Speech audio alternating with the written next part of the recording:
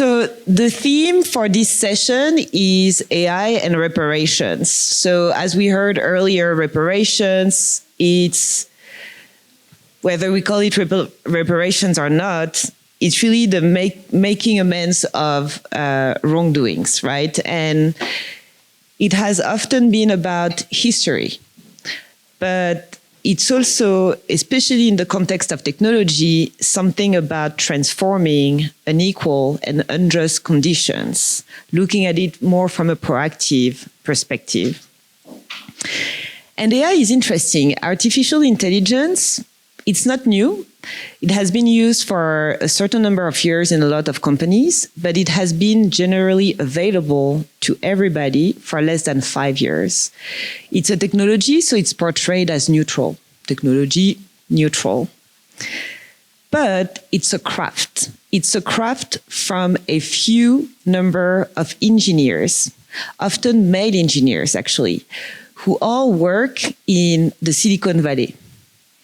This craft is the product of their education, their upbringing, their experience in society in that bubble of the Silicon Valley.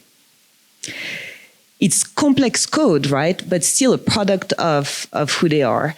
The governance of what they do in those companies, and the few companies, OpenAI and Anthropic or Google, there is governance, but governance from a few number of people mostly in the US.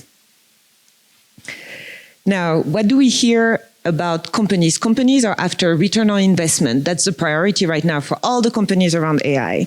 Regulation, mostly in Europe, not even too much in the US, and it's all about focusing on security, on resilience, and politicians, they're all about protecting the growth of their economy, protecting their security, their critical infrastructure, their intellectual property.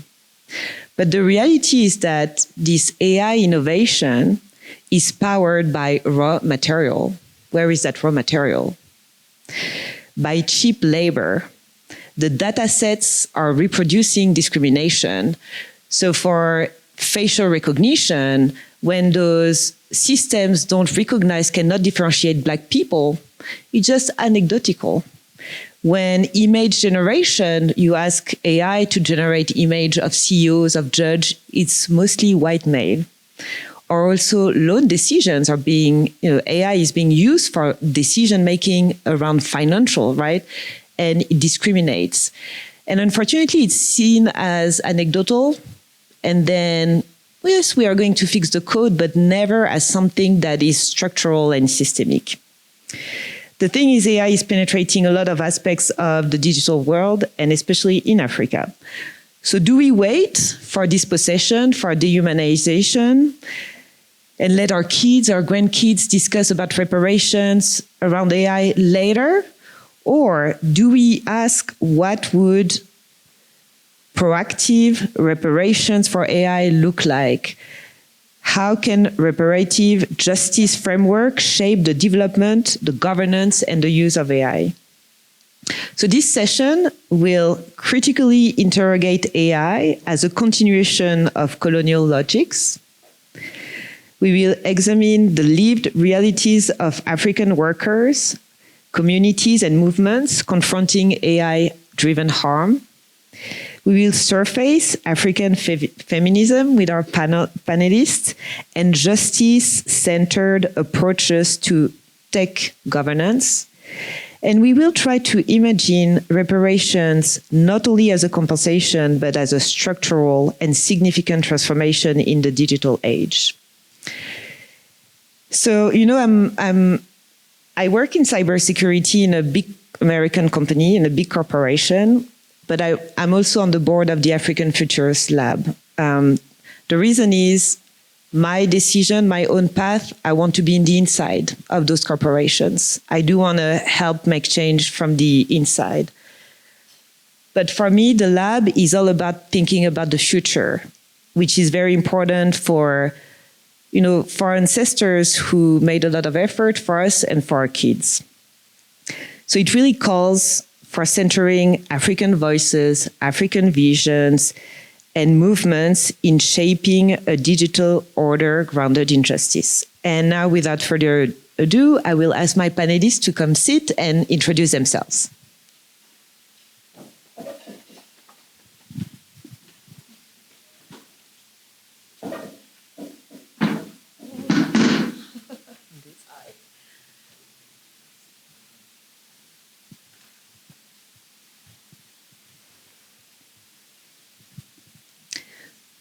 So each of you should take your microphone. You'll have to sing if it doesn't work. No, I'm kidding. And I'll ask, let's start with you, Navina. Can you introduce yourself? Good evening, everyone. I'm Navina Mutabazi. I'm a young feminist, so today I'll be representing the voices of fellow young feminists in this cause of discussion. I'm from Tanzania, and I work with Msichana Initiative as a project lead for renewed women voices in leadership. Thank you. Hi, my name is Nyanchama Okemwa, and I've been a human rights defender and anti-racism activist for more than 40 years. I'm 60 years. I've got 4 children and 2 grandchildren. I've got a background in anthropology and in education, and recently restarted my PhD after a 27-year break in philosophy. So anyway, I work for Hand in Hand Against Racism, and we anchor ourselves on decoloniality and intersectionality, and I would like to approach the topic of AI and reparations from that perspective. Thank you. Thank you. Linda? Well, I feel like clapping after listening to them. So my name is Linda Kwamboka. I have a background in business IT, ran a company, an ad tech company for some years, and I supported our East African community in development of evidence-based policy, especially in digital transformation for the 8 states that we have in the East African community. And I'm focused on AI policy for a bit, and hopefully we can be able to talk about that on our panel. So I'm very happy to be here. Thank you. So let's start. Navina, can you share your reflection when we say AI and reparations with your own experience? And I teed it up in the introduction, but share your reflection. Thank you so much, Yasmine, for that. I think for me, I wouldn't really touch base on my personal reflections, but I would also bring the voices of young feminists, because I had to ask them about 2 weeks ago if someone is speaking on a panel around reparations and AI, what does this mean to you? So from grassroots young feminists, generally, the perception is AI is too complex. Yes. And why is it very complex? Young feminists are able to spot out the challenges of language when using AI platforms. And most of them are now interacting with generative AIs like Gemini AI, ChatGPTs. So they question a lot around language. And then another interesting fact is the data. The data that they prompt when they're asking questions does not respond to their challenges. I remember one sent me a WhatsApp message and told me that she had asked ChatGPT around GBV responses, just GBV response. And the data that was given was from Dar es Salaam alone. Dar es Salaam is the city center of Tanzania. So the data from her region, which is one of the most remote regions in Tanzania, Kagera, was not reflective in the information. So young feminists are able to reflect the data. When she told me that, and we were also on another Zoom reflective meeting, I asked ChatGPT about myself. The data that ChatGPT presented is, some of the information is not even about me. Some of the information is, I don't know where does it come from. For instance, information around studying in a certain university, which is not true.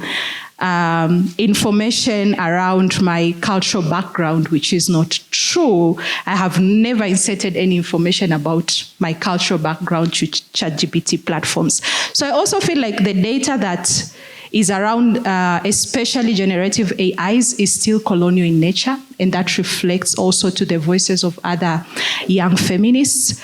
But also I would speak around the designing phase. Mm-hmm. I have a strong feeling and strong concept around design. I wouldn't call it mistake, because if I say design by mistake, I would still be on the colonial mindset.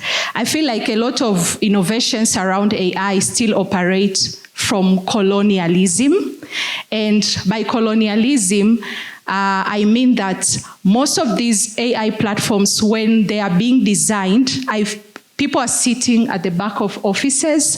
There's no inclusion of African voices, especially the voices of young feminists. Again, I would re-echo on that. So in the end, when you are interacting with AI platforms, again, generative AIs, the answers you are getting, they are really not reflective of what you want to get. Most of the answers are still theoretical, mm-hmm. from history books, from colonialism. Many things we studied in school are the answers we're getting from AI platforms. So generally, I would say the discussion around decolonizing AI platform to fit voices of all groups in African communities is a discussion that is ongoing, which I hate to see it ongoing, because we need solutions to that. And I think I would pause from here.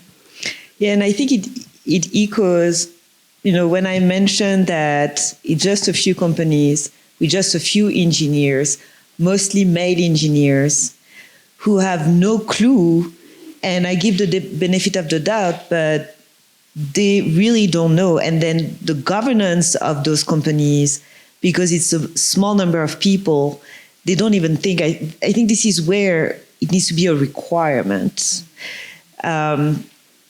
Just to add, the complexity, it is complex, but it's not.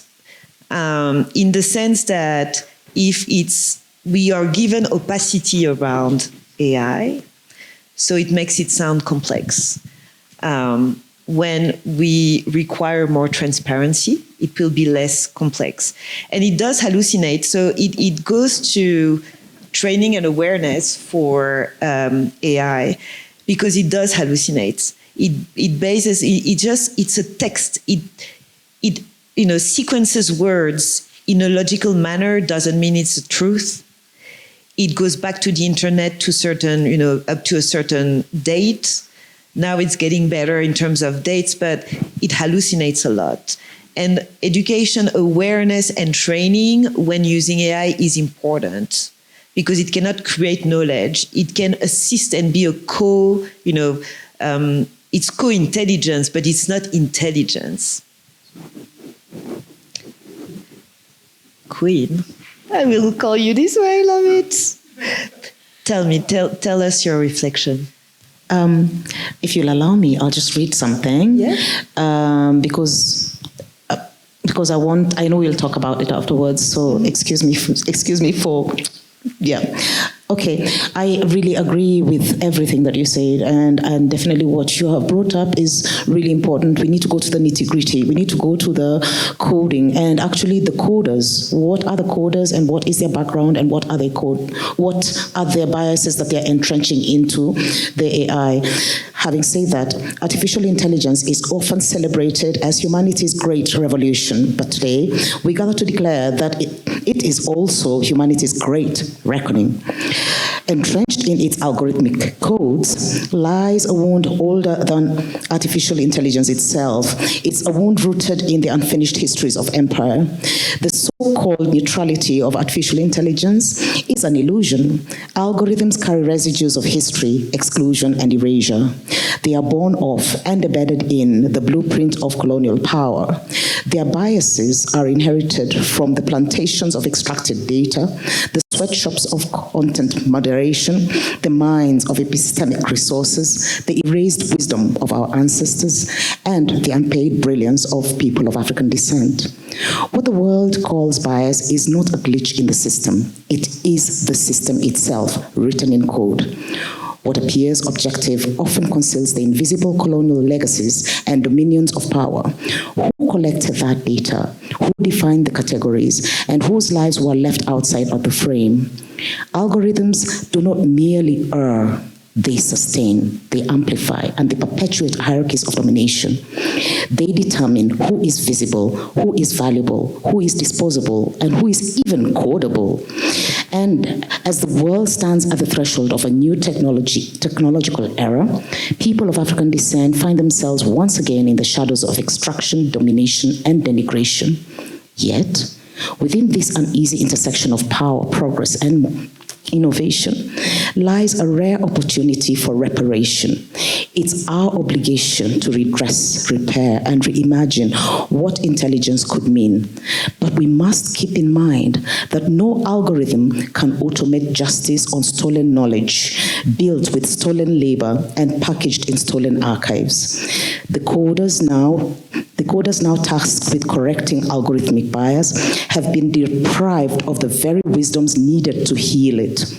Reparative justice of artificial intelligence is not only about financial restitution, it's about epistemic reappropriation. It calls for the reclamation of knowledge systems long silenced, erased, or dismissed as unscientific or inferior.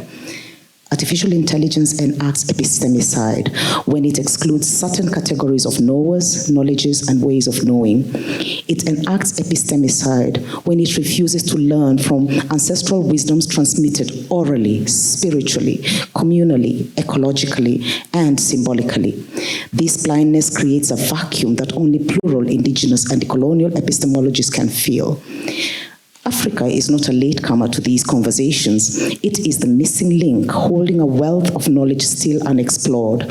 Our philosophies like Ubuntu, Sankofa, Seriti have always understood intelligence as relational, ethical, and embodied. They remind us that knowledge without memory is power without conscience. Africa is not a data point, but an archive of human intelligence that's vast, pluriversal, and untapped. The world's first algorithms were not lines of code, but patterns of relation, rhythm, and reciprocity. Human intelligence was sung, it was danced, it was narrated, embodied, venerated, and remembered by self, by community, by Mother Earth, and by our ancestral spirits. These knowledge systems, transmitted through living memory, are now at risk of extinction. Repairing artificial intelligence begins with restoring human intelligence, the kind of intelligence that listens before it computes, that remembers before it predicts, and that connects before it categorizes. Only then can we confront the Pygmalion of our own role in replicating algorithmic biases. Only then can we confront this is a self-fulfilling prophecy in which we are inadvertently co-constitutive in shaping artificial intelligence entrenched in the flows of in a fluid architecture, as well as the algorithmic biases mirrored back to us. We are witnessing a new form of technological colonization where data is the new sought-out natural resource and where human lives are the essential raw material. Our existences are mined to train systems that refuse to recognize our humanity. So reparations this century must reach beyond compensation for stolen land, labor, and natural resources. They must reclaim epistemologies stolen from our imagination, from our existence and our futures. Reparative justice of artificial intelligence must include restitutive centering of human intelligence and the transformative restoration of wisdoms that modernity exiled. It must ensure data sovereignty of our wisdom so that our life forces are not commodified for someone else's gain. It must meaningfully redistribute resources and power to secure African-led digital innovation, literacy, and ethics. Above all, it must reclaim our right to design technologies grounded in our lived realities and guided by our philosophies, our languages, our ethics, and our spiritualities. The harms of artificial intelligence are not abstract, they are intersectional. People of African descent are misidentified by facial recognition systems, migrants are targeted by predictive policing, gender fluid, impoverished, displaced, and disabled people are erased by default data. The same logic that once justified empire is now thriving in digital form. So when we speak of reparative justice of artificial intelligence, I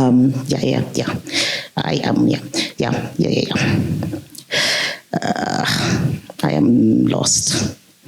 Yeah, that is it. No. Here, I'll finish just one paragraph or two and then I'm done. So when we speak of reparative justice of artificial intelligence, we must begin with those most impacted by systemic exclusion. We are only as strong as our most marginalized, for it is at the margins that truth still breathes freely. And if the 20th century stole our natural resources, the 21st is reclaiming our bodies, our minds, and our spirits. But Wakati Wetu, our time, calls us to re-embrace the past, to re-engage the present, and to reshape the future. Reclaiming human intelligence is not about rejecting technology. It's a reclamation of our epistemic sovereignty. It's an affirmation of our indigenous knowledge resources. It's a rebalancing of artificial intelligence with humanity. It is a return to the wholeness of knowing. Reparative justice of artificial intelligence demands redesigning of its very architecture, not a patchwork repair of a broken system. We must reimagine intelligence itself, an intelligence that learns from the whispers of the wind, from the silences of the forest, from the proverbs of our ancestors, and from the spiritual wisdoms that hold entire libraries of logic.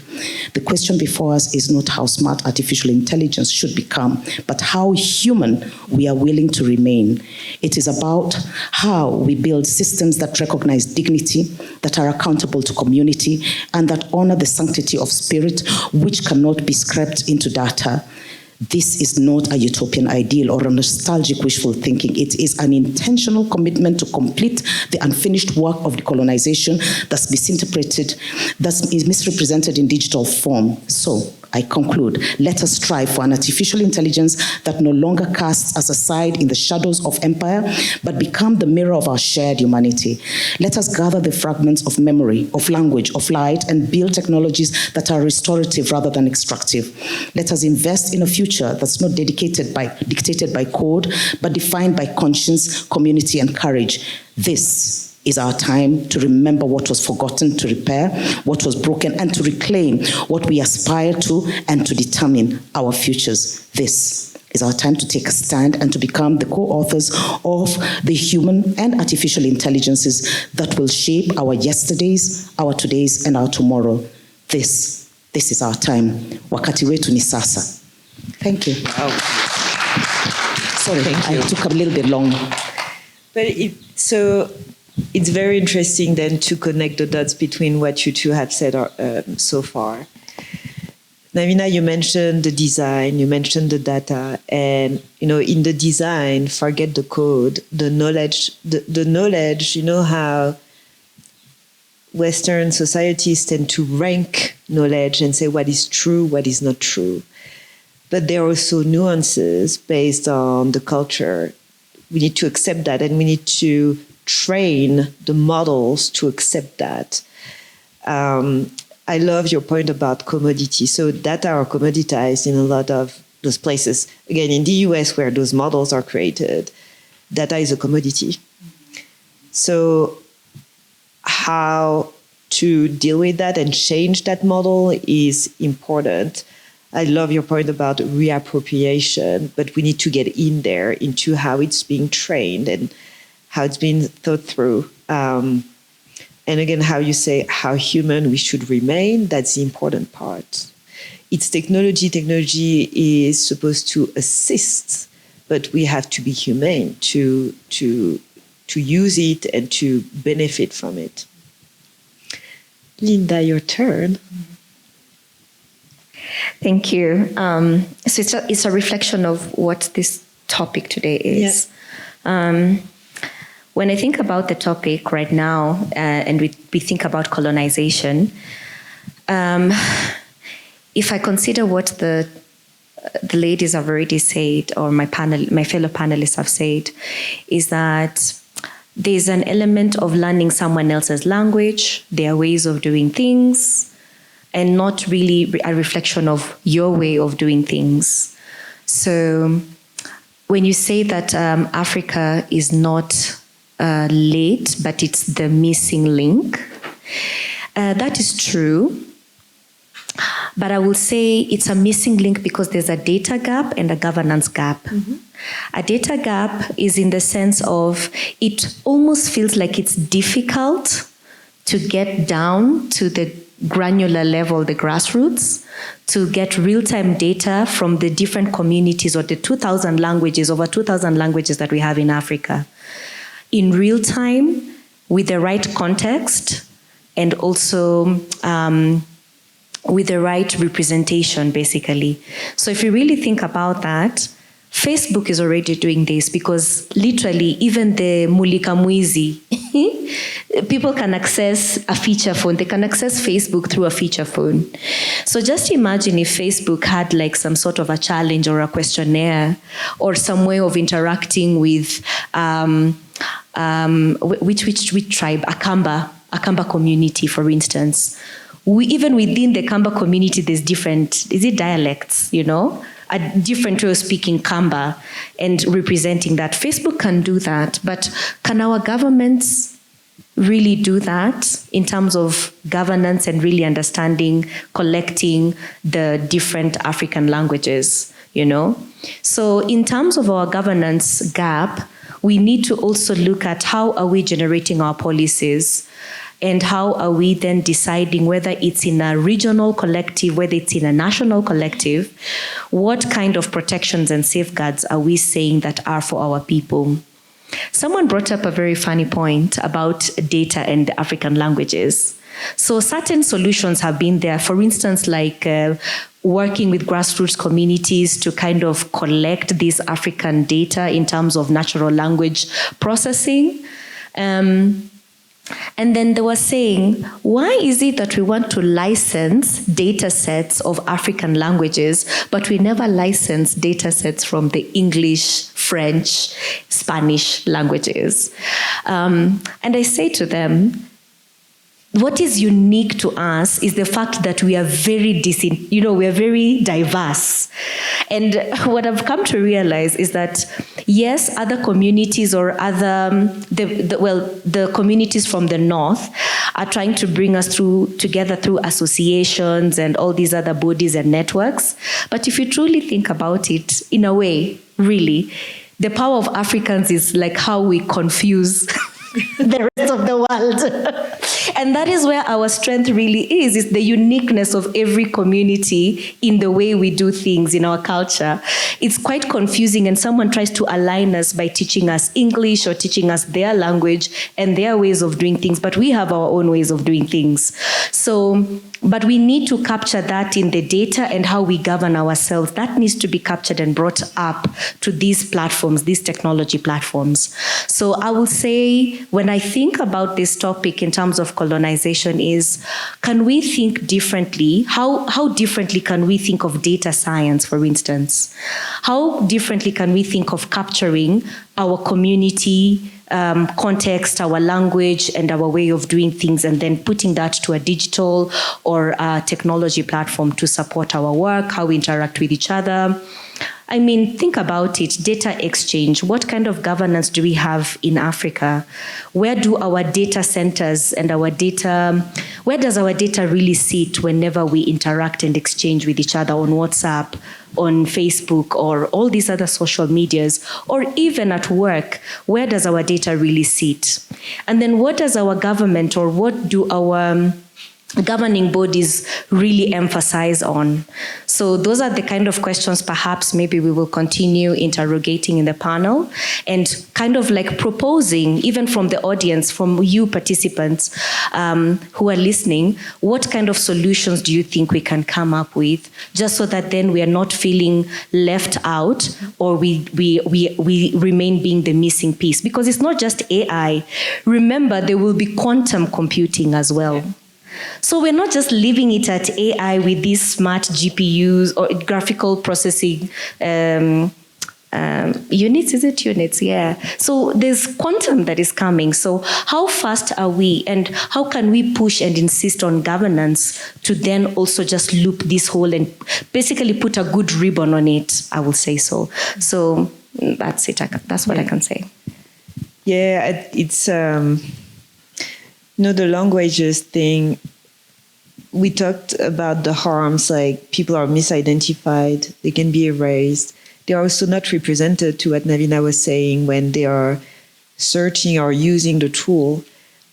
But if there is no effort to make the languages available, and it's not only, to your point, it's not a linear translation, because we use different words and different contexts. So there needs to be granular work. And for that, again, we go back to, I have my engineers, I need to be able to penetrate that. I have the governance of those companies, need to be able to penetrate that. Then the governance from governments, and equip government also here, right, to require, to establish some conditions. One thing I haven't heard, I don't know your perspective, but it's around also, AI, we see the ChatGPT that we use, but it requires a lot of data centers, which means energy. It requires raw material and minerals that are not located in San Francisco. What are your thoughts also around that? I don't know which of you wants to address that. Linda, do you want to take that one? Maybe, yes. So we were having this conversation, so we're thinking of how then do we, the technology in itself is already here, and we are kind of finding ourselves in a position where if our languages or our ways of doing things is not represented, it means we're always in a rat race. We're trying to always play catch up in one way or another, whether it's the language representation, whether it's our policies, whatever you call it. Then the other thing is, of course, what are these resources that are required for us to then utilize these efficient platforms? You find there's a lot of resistance, even in the communities in the Silicon Valleys, basically in the north, in the global north, where the setup of these centers is harmful rather than supporting the ecosystem, basically, and the communities around where they're set up. So when they require more energy, what does that mean? You have to clear land where people are settled or where we have natural ecosystems to set up these data centers. We've not yet experienced that yet in Africa, because we're not aggressively setting up AI centers as of now, because number one, it's expensive. Yeah. Secondly, there has to be treaties and agreements between states, because we do have data exchange with consent. We have areas around fund transfer, kind of agreements and handshakes and switches. Then finally, we have something around the digital identity, which I understand most countries in Africa have committed to, but have not yet implemented. And there's a reason why, because they're asking questions. And it's good that we are asking those questions. But also, as we are asking those questions, we have to figure out what is our different way of doing things. Perhaps with the computing power that is required to kind of like, they say that every time you even put a full stop on ChatGPT or even say there, or basically when you're trying to be polite to ChatGPT and say, please, can you have burnt some trees. So that's what they say. So as we are querying these systems, we need to understand how much energy then are we utilizing for every interaction we are having with these systems. And then can we listen to what the communities in the global north are saying and complaining about? And can we try to do our data science differently? Mm-hmm. We don't need to do data science the way it is already being done. I mean, there are best practices, but maybe we can create minimalistic computers which don't require us to use a lot of resources. What does that mean? We have to mine these kind of technologies. I mean, for instance, if we get to quantum computing, you have to stabilize like atoms, so that then once you stabilize certain atoms or particles, you can be able now to kind of get a computer that then can do these very complex calculations, etc., etc. But then what does that mean? You have to get gold or diamond as the, what do you call it? Not the raw material, but the... Minerals? The mineral, no. What is this table called where you have all the metals?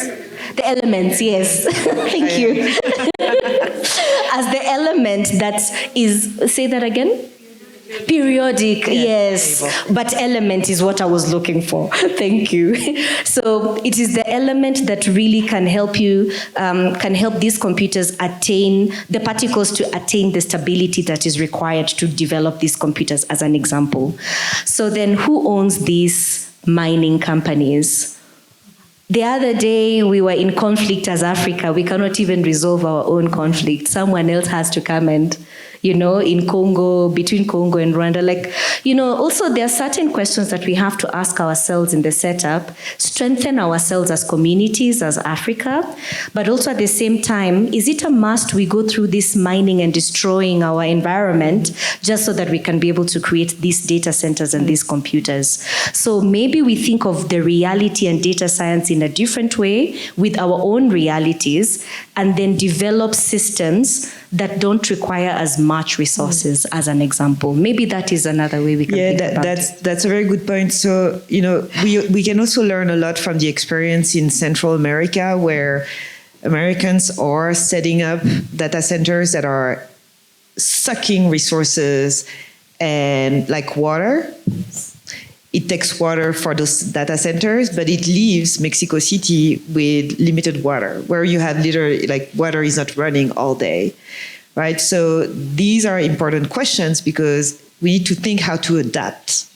And unfortunately, it's not an American who will be able to figure this out. It has to be done within, because the continent is very particular and the solution needs to be here. Then the other thing about raw material and the elements that are being mined here, one risk is it's extracted, it's sold, and then they sell ships back to Africans very expensive, right?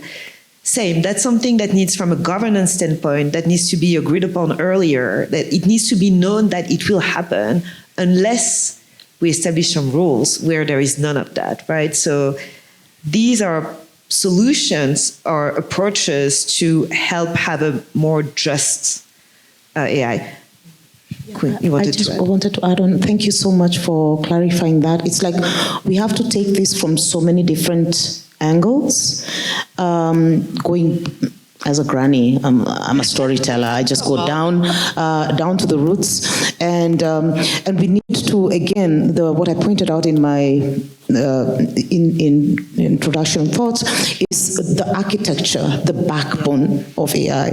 It's still founded upon a very Eurocentric vision that's very myopic in its understanding of what is knowledge, what is knowing, what are ways of knowing, what is actually valued as being archived and being presented. It's very dichotomous, whereas we, in many of our African cultures, have got very pluriversal, very vast ways of knowing, and very vast data coding. We don't call it data coding because they don't allow us to call us data coding, but it is data coding. All this kind of inarticulated ways of communicating. These mix that we have, these tones that we have, even when we talk about spirituality, ancestrality, ritual, and so on and so forth. My problem is that we get so easily seduced with, as you say, latecomer running after, because they've run into problems and they're pushing those problems into us. But we have got our own baggage of stuff that we need to handle with incredible urgency.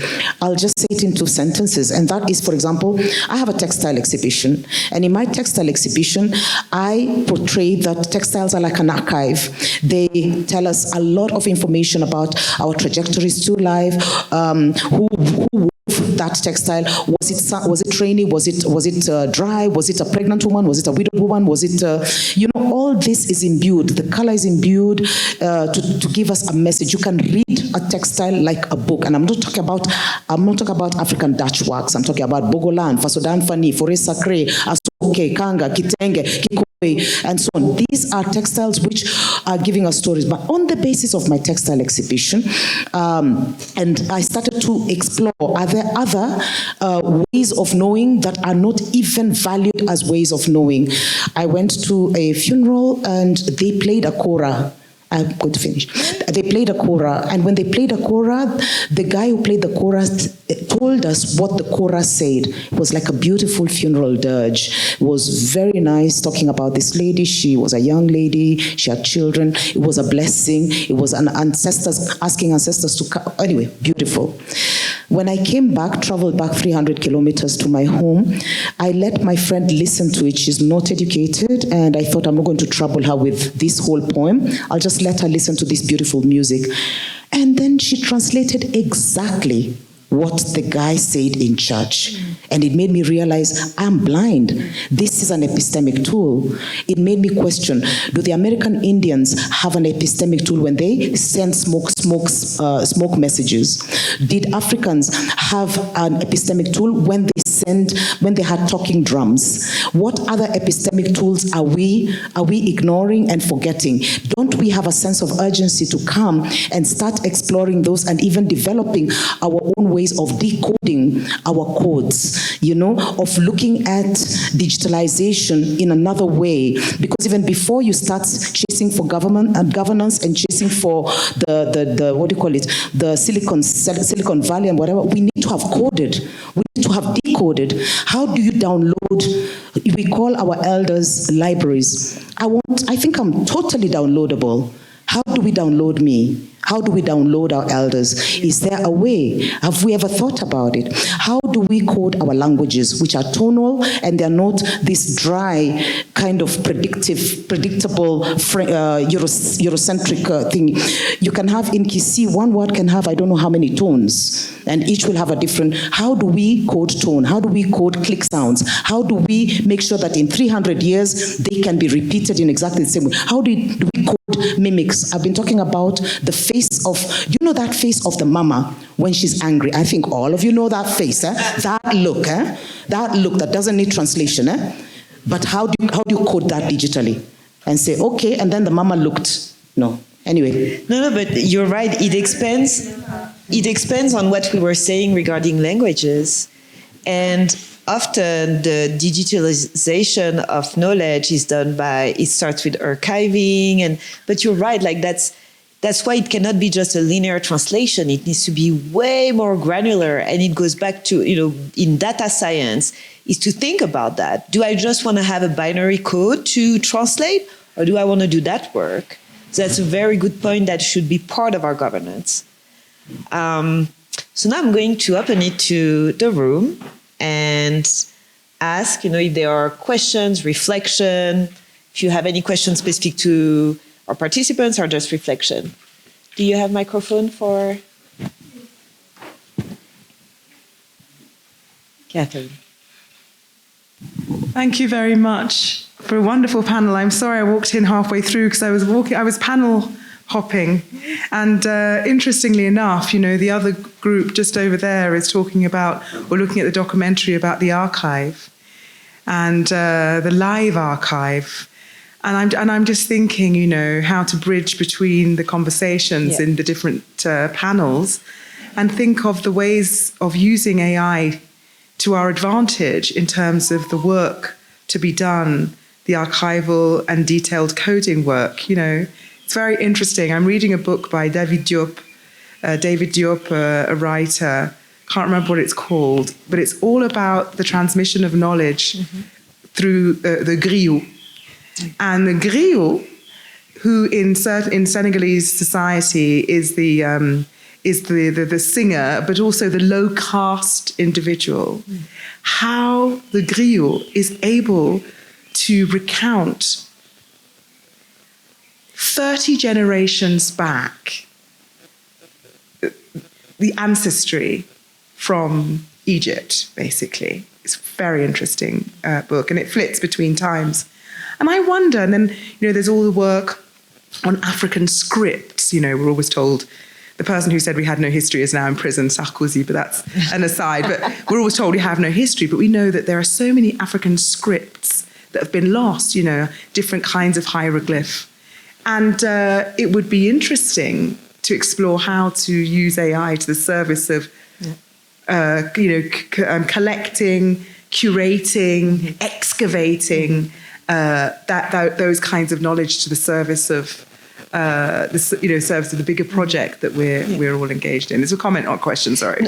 So it's right. It's happening. So in my company, for example, we do have a unit of PhD in computer science, and we develop our own model, and we use that to sustain our knowledge. So it is highly possible, but to do it, it's a lot of interviewing people. It's not going to books, actually.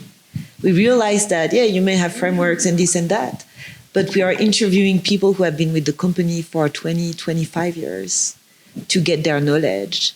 And we create chatbots that can really help train others and find the answers faster. So it's being done. And that's the thing, is that those tools, you can do it, but you need to have the work done on the archive and gathering that knowledge. But it needs human beings still. Yeah. I have a lot. I have someone in the front who raised her hand before. Sorry, you wanted to ask something? Yeah, go ahead. She can go ahead. I'll come after.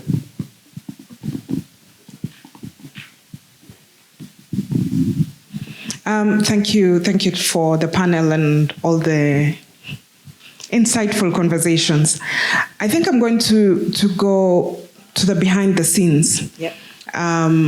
There's a whole conversation about if you're buying tickets, is someone selling the tickets?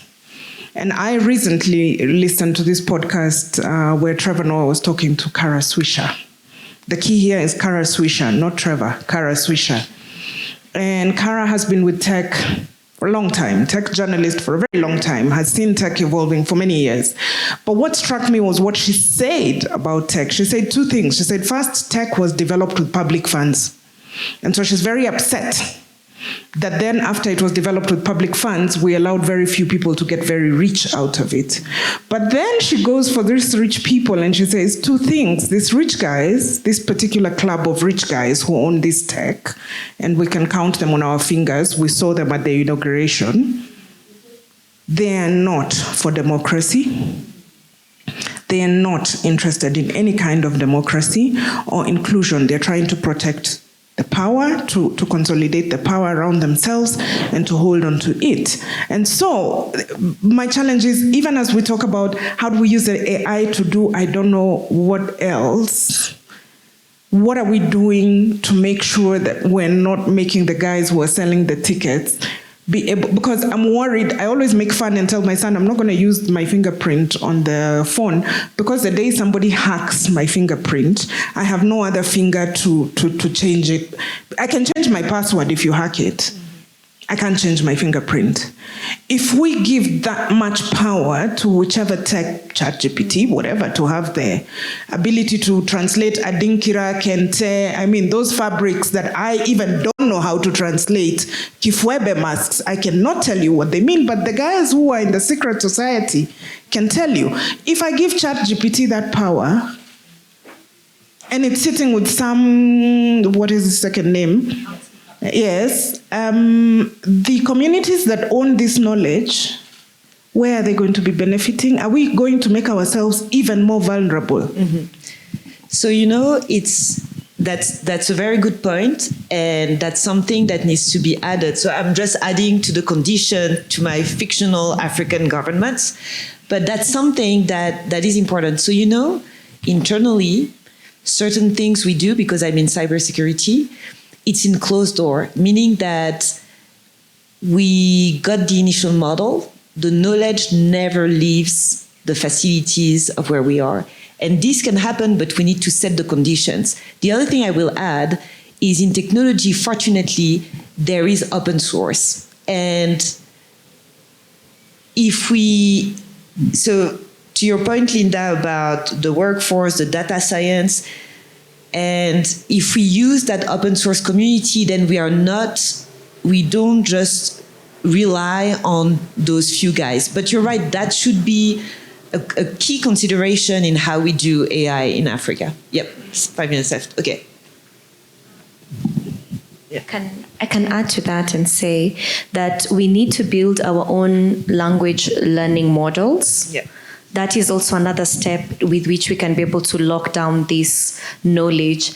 Because when you really think about it, and we're using these other technologies, they literally make us pay for it. And then you're busy there giving your own data, uploading your CV, like ChatGPT helped me to kind of like refine my CV. So you've already given so much of your data out and it's sitting somewhere. Granted, it's helping to train, but which data sets and to whom do the data sets belong to at the end of the day? If we built our own language models, then thinking of data science in a different way, then we now start licensing out. Because remember, at the end of the day, Africa is a huge, huge market for the world, and we can exchange. We are all markets, We borrow something from Asia, from, Europe, from the US, and then also they borrow something from Africa. So we don't want to be found in a situation where we are really locked in and we have nothing to negotiate for. So let's rethink. And that's why, in my opinion, what I'm thinking, we need to strengthen our own researchers. That is quite important. Let's build quality researchers on the continent. I remember that the World Bank, I think in the 1980s, was financing research. Oh, okay, we have 2 minutes left. Was financing research, and then no longer financing research. But you've seen there's a new trend where research and innovation is a really huge topic at the moment. So let's build more researchers here in Africa, and the humanities and the creatives are our strength. So let's not just think science, data science, and etc. As you've said, is it downloading or uploading? So information is held somewhere. So let's build our own language, language models, but also in addition to that, I would say intellectual property through research is needed in the continent. Let's do more of that. Yeah. Sorry. Navina has something, and then I'll grab 2 more minutes, please. I think for me, I think I liked the past participants' reflection. I think based on the discussion around reparation, I would say we also need to be keen with the financial aid that is coming with AI innovations. If you have noted, a lot of innovations that are really addressing the social challenges for our own good, they are not funded. But those that are aimed at commercialization and giving power and profit to the ones sitting in offices, they are the ones that are receiving funding. So my point will be just to emphasize on one of the misconceptions that repairing AI is not receiving more financial aids, but it is more on where is this financial aid really targeted to whose benefit? It's not just the numbers. Thank you. And as a gentleman, to have the last word. Sorry. Okay. You can go ahead. Go ahead. So I won't make my point, but maybe to ask Linda to connect with, you might know him, Professor Vukosi. Yes. Marivate. I think we just need a coalition of the willing, just to to get on with the things that you're talking about, our reality is that there's no money. Vukosi had to get money from Google, ironically, in order to do a whole lot of work around Zulu and other African languages on that. That's the irony. But we don't lack for enthusiastic people, and forging that into a network, and then that becomes a critical mass. At some point, we could begin to occupy certain spaces. Thank you. In response to you, please look at what the work, for instance, he's working in the University of Pretoria, and they're doing amazing work as a professor. But in Kenya, check out what Strathmore University is doing with the Noodle platform to license African data sets. Oh, you're the one. Yeah, they work together. So if you're here in Nairobi, check out what's the name of Doctor Who? Melissa Omeno. She's doing a great job. Please check that out, the Noodle platform. Then also check out what Masakane is doing, maskahane.io. They're doing a lot of work with grassroots communities, and also Professor Vukosi is also associated with that work. And they are actually trying to get more African languages and data sets from that. And from those data sets, we can build prototypes and use cases. So yeah, just check out that and then get into the conversation. Yeah, go ahead before we get kicked out. Yeah, thank you. I'll be very fast. And mine is an observation and as well inviting your input on your take to tech developers, AI, new media, emerging media, all these things. There's this very deep intersectionality between media, that is mainstream media, whichever type of media, digital media, and development in terms of technology. How much we are producing is ending up in the Internet of Things. But now, due to ownership by the owners of this application, my question is, or my observation is, there was a time when Facebook went off air for a while, off the Internet for a number of hours. In the event that we are archiving so much and we are depending on AI, and we shall be actually developing it in a way that it archives our information from the cupboards or from where we keep our records, from the CDs, from the, where we hold our information from, to the online data systems that could also be becoming better because of AI. When the Internet of Things is no longer there, when the application is gone, when the algorithm is dead, what happens to our information? I'm asking that because of civilizations. We know what we know about Egypt, we know what we know about Kenya, Africa, all that. But I want to remind us that our manuscripts are never safe with us. I mean, the physical manuscripts are never safe with us. And I can imagine how much was taken from Dedan Kimathi when the colonizers took over his work before he was detained in 1952. Where is that? Has it been outside there? Is it just in books, or has it been tabulated? So as we do our registry, as we record, as governments take information from us, where is it stored? In the event that it's no longer there, where or what is the future of this kind of data? And then about the dark web, how much are we giving our biometrics, our everything? What do we negotiate for as people, as Africans? Because there is so much that is going back to those other platforms and it's being used against us. So how do we go about it? Yeah. And I will just say what Nyanchama said, we need to remain human. That's the key, right? It's not just about putting stuff on the internet, it's properly doing archive. And remaining human to really learn and understand, because then we help to perpetuate that, right? Rather than just throwing it out there. So we need to wrap up. I want to thank you, everybody, for sitting here, our panelists for sharing. I hope you all have some key takeaways around, embedding reparations and justice in the digital arena. I think it's possible, again, the workforce, the awareness and training, the data science, the government, the US companies. I promise I will continue to try to do something, but it's possible, and all of us will have something to add to the edifice to have a more proactive and just AI, development in Africa. Thank you very much.